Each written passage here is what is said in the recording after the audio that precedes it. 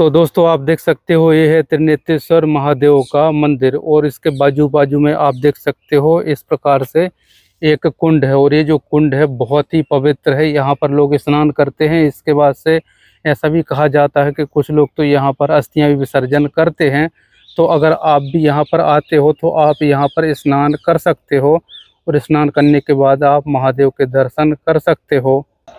Good morning दोस्तों, आज मेरा है चोटीला में दूसरा दिन। अगर आपने इससे पहले वाला वीडियो नहीं देखा है तो लिंक आपको डिस्क्रिप्शन में मिल जाएगा, जहां पर मैंने बताया था कि मैं ऊपर गया था पहाड़ी में चामुंडा माता के दर्शन करने के लिए। तो आप वो वाला वीडियो देख सकते हो। अब बात करते हैं कि मैं रात इसी अतिथि भवन में रुक गया था, और जो कॉमन हॉल है ना जहाँ पर सभी लोग रुकते हैं, 50 रुपये लिया था पर नाइट का। और नीचे बिछाने के लिए गादला दिया था और ब्लैंकेट दिया था ओढ़ने के लिए, और एक तकिया दिया था बस। बाकी जो टॉयलेट बाथरूम है वो तो कॉमन ही थी। तो 50 रुपये चार्ज था, तो मैं रात रुक गया था। अब बात करते हैं कि रात में क्यों रुका। तो मैं आपको बता देता हूँ कि जो चोटीला है, चोटीला से करीब 30 किलोमीटर दूर है। तो तरनेतर है, वहाँ पर महादेव का मंदिर है। और वो जो जगह है ना बहुत ही ऐतिहासिक है। सभी लोग उस जगह के बारे में नहीं जानते हैं, लेकिन जो लोग जानते हैं, जिसको पता है, तो वो अगर यहाँ पर आते हैं तो वहाँ तक ज़रूर जाते हैं देखने के लिए। तो मैंने सोचा कि चलिए यहाँ तक मैं आया हूँ तो 30 किलोमीटर तो दूर है, वहाँ के भी दर्शन करके आ जाता हूँ। और इसके बाद से वहाँ की जो भी जानकारी होगी मैं आपको वहीं पर जाके बताऊँगा। तो दोस्तों आप देख सकते हो कि जो अतिथि भवन है उसके बीचों बीच इस प्रकार से अगर किसी को पूजा पाठ करवाना है और हवन वगैरह करवाना है तो यहाँ पर इतनी बड़ी जगह बनाई गई है, तो आप यहाँ पर करवा सकते हो। तो वैसे ये जो अतिथि भवन है ना, रुकने के लिए खाली ये अकेला नहीं है। इस रोड पे, चामुंडा वाली रोड पे, बहुत सारे और भी आपको अतिथि भवन, धर्मशाला और गेस्ट हाउस देखने को मिल जाएंगे। तो आप अपने बजट के अकॉर्डिंग वहाँ पर रुक सकते हो।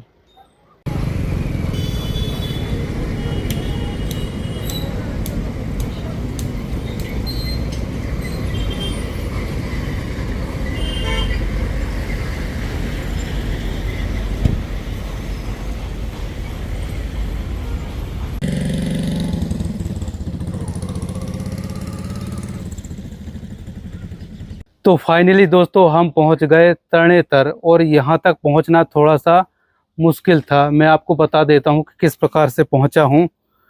तो जो चोटीला था ना, चोटीला से मैं जिससे ही बात कर रहा था कि मुझे तरणेतर जाना है, तो कोई भी बोल रहा था कि आपको स्पेशल वाहन बुक करके ही जाना पड़ेगा। कोई बोल रहा था 1000, 1200, 1500 तक बोल रहा था कि लाएंगे और वहीं पर वापस छोड़ जाएंगे। लेकिन मेरे पास तो टाइम बहुत था, तो मैंने सोचा कि मैं तो लोकल किराए पर ही जाऊंगा, थोड़ा सा वेट कर लूँगा, पर कोई बात नहीं। तो थोड़ा सा वेट किया, इसके बाद से मुझे लोकल वाहन मिल गया था, जो कि सबसे पहले तो थानगढ़ तक मुझे छोड़ दिया था 30 रुपये में। और इसके बाद से थानगढ़ से फिर 10 किलोमीटर रह जाता है ये तरनेतर, तो फिर ये 40 रुपये में छोड़ दिया ऑटो रिक्शा वाले ने।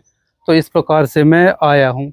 चलिए अब मैं आपको थोड़ी देर में मंदिर के इतिहास के बारे में भी बताता हूँ।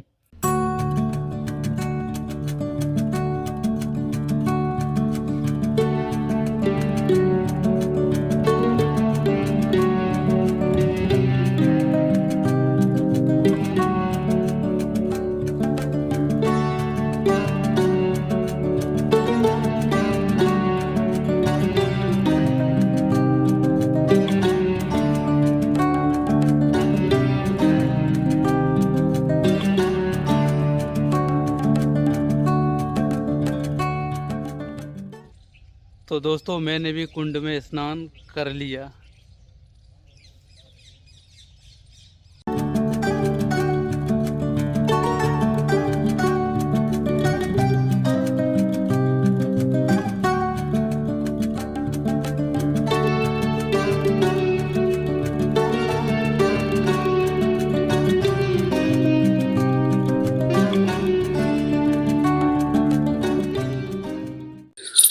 तो दोस्तों यहाँ पर एक पाप पुंड का स्तंभ है, आप इसको खंभा भी बोल सकते हो। कि कुछ लोग क्या करते हैं कि यहाँ से घुसते हैं और उस साइड निकलते हैं, सबकी अलग अलग मान्यताएं हैं।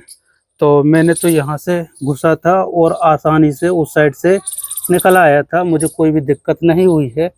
और इस साइड का जो द्वार है ना काफ़ी बड़ा है, आप आराम से इजीली जा सकते हो और इसके बाद से उस साइड से निकल सकते हो। और उस साइड का जो द्वार है ना थोड़ा सा छोटा है, आप खुद देख सकते हो यहाँ से। उस साइड का काफ़ी बड़ा है और इस साइड का छोटा है, तो जिस वजह से जो कुछ मोटे लोग हैं उनको यहाँ पर निकलने में प्रॉब्लम हो सकती है। तो मैं तो ईजिली अच्छे तरीके से निकल चुका था, कोई भी दिक्कत नहीं आई। तो दोस्तों आपने महाभारत में पांचाल नरेश राजा ध्रुपद का तो नाम सुना ही होगा, तो ये वही पांचाल नगरी है।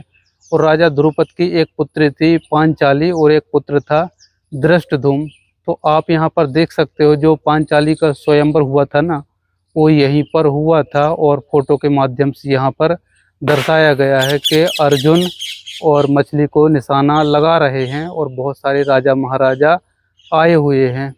तो दोस्तों इसी जगह पर पांचाली का स्वयंवर हुआ था और इसी खुशी में यहाँ पर हर साल मेले का आयोजन होता है और 3 से 4 दिन मेला भरता है, जिसमें लाखों की संख्या में श्रद्धालु मेला देखने के लिए आते हैं। तो चलिए दोस्तों अब मैं आपको त्रिनेत्रेश्वर महादेव की एक स्टोरी बता देता हूँ। तो पुरानी कथाओं के अनुसार कहा जाता है कि एक बार भगवान विष्णु शिव जी की पूजा अर्चना कर रहे थे और भगवान शिव के 1000 नाम ले रहे थे और उसमें से हर बार एक कमल का फूल चढ़ाते जा रहे थे। तो जिसके बाद से हुआ क्या कि शिव जी ने विष्णु भगवान की परीक्षा लेने के लिए उस 1000 कमल के फूल में से एक फूल चुरा लिया, क्योंकि भगवान विष्णु तो पूजा अर्चना में लीन थे तो उनको पता ही नहीं चला। इसके बाद से जब आखिरी बार नाम लिया तो उसमें से एक कमल का फूल गायब था। तो जिस वजह से हुआ क्या कि अगर वो कमल का फूल नहीं चढ़ाते तो उनकी जो पूजा अर्चना है वो अधूरी रह जाती। तो अधूरी ना रह जाए इस वजह से भगवान विष्णु ने क्या किया कि खुद का जो आँख है भगवान शिव जी को चढ़ा दिया, जिसके बाद से भगवान शिव जी बहुत ज़्यादा प्रसन्न हुए और इसके बाद से उनको सुदर्शन चक्र भेंट किया था। तो ये भी एक त्रिनेत्रेश्वर महादेव की स्टोरी थी जो कि मैंने आप लोगों को बता दिया।